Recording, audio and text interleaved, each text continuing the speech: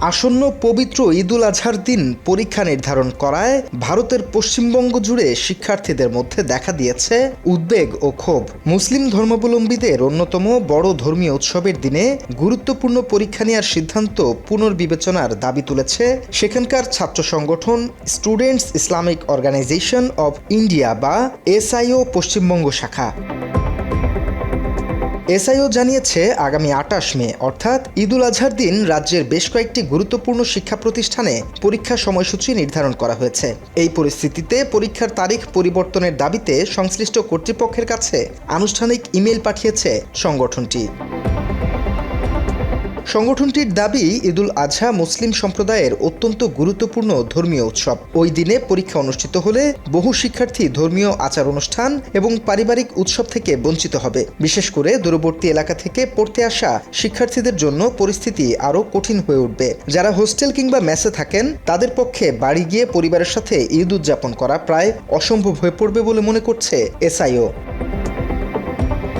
অন্যদিকে পশ্চিমবঙ্গের কট্টর হিন্দুত্ববাদী শুভেন্দু অধিকারের বিজেপি সরকার ঈদুল আজহার ছুটি 2 দিনের পরিবর্তে 1 দিনে নামিয়ে এনেছে। বদলে দেয়া হয়েছে ছুটির নির্ধারিত তারিখও। পূর্বে ঘোষিত 26 এবং 27 মের ছুটি বাতিল করে 28 মে ছুটি নির্ধারণ করা হয়েছে।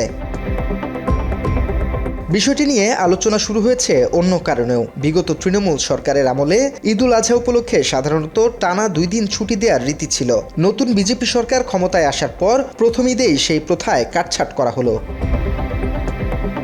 এদিকে বিজেপির ঘাঁটি হিসেবে পরিচিত আহমেদাবাদের বিভিন্ন শিক্ষা প্রতিষ্ঠানেও পরীক্ষা রাখা হয়েছিল ঈদের দিনে। তবে বিতর্কের মাঝে কাটছাঁট করে 28 মে সরকারি ছুটি ঘোষণা করেছে গুজরাট সরকার। ফলে সেদিনের নির্ধারিত পরীক্ষা স্থগিত করেছে গুজরাট টেকনোলজিক্যাল ইউনিভার্সিটি।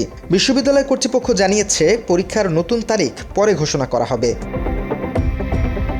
ক্ষমতায় আসার পর থেকে বিভিন্ন রাজ্যে প্রশাসনিক স্তরে একাধিক পরিবর্তন এবং কড়া সিদ্ধান্ত নিতে দেখা যাচ্ছে বিজেপি সরকারকে।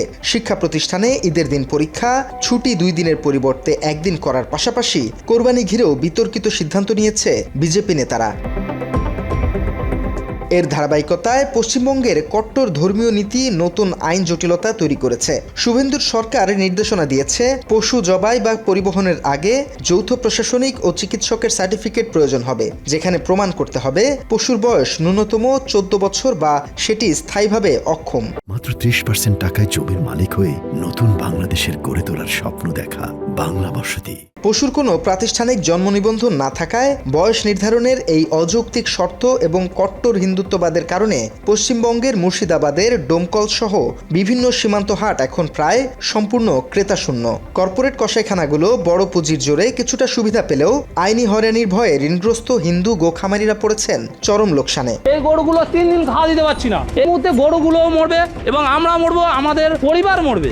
করতে বলে মুসলমানরা জব্দ হয়ে যায়। আপনার কি মনে হয়? জব্দ আমরাই হচ্ছি। সরকার যে আইন জারি করেছে, এই আইনই পুরো আমার ফ্যামিলি নষ্ট, এত নষ্ট হয়ে যায়। দেনার দায় যদি আমি গলায় দড়ি দেই, এই সংসারটা কে চালাবে? শুভেন্দুর কট্টর নীতির কারণে স্থানীয় মুসলিমরা কোরবানির পশুর তালিকায় গরু বয়কট করেছে। পাশাপাশি গরু বয়কট করে রীতিমতো বিক্ষোভ করেছে মুসলিমরা।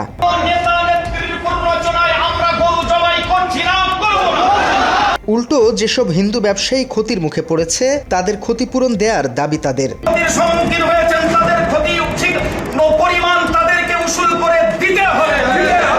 মুসলিমদের নিধন করতে গিয়ে ঈদের দিন পরীক্ষা রাখা, ছুটি কমিয়ে দেয়া, গরু জবাইয়ে নানাভাবে নিষেধাজ্ঞা দেয়া সহ বিভিন্ন বিতর্কিত সিদ্ধান্ত নিলেও শেষ রক্ষা হচ্ছে না কট্টর হিন্দুত্ববাদীদের। উল্টো যেন নিজেদের বিপদ নিজেরাই ডেকে আনছেন তারা। তার একটি জ্বলন্ত উদাহরণ, গরু বিক্রি করতে না পেরে হিন্দুদের আর্তনাদ। এই মুহূর্তে যদি না কুরবানি হয়, আমরা এই গরুগুলোকে খাওয়াবো কি? আমরা গোটা পাড়া সাপোর্ট হয়ে বিজেপিকে ভোট দিয়েছি। আজ বিজেপি আমাদেরই ক্ষতি করছে, হিন্দুদেরকে মারার জন্য। গরু বন্ধ হওয়াতে মুসলিমরা বেঁচে গেল। গরু খেলি পুজো টুজো করবে, মুসলমানরা তো কিনতেও পারছে না। News desk, Bangla addition.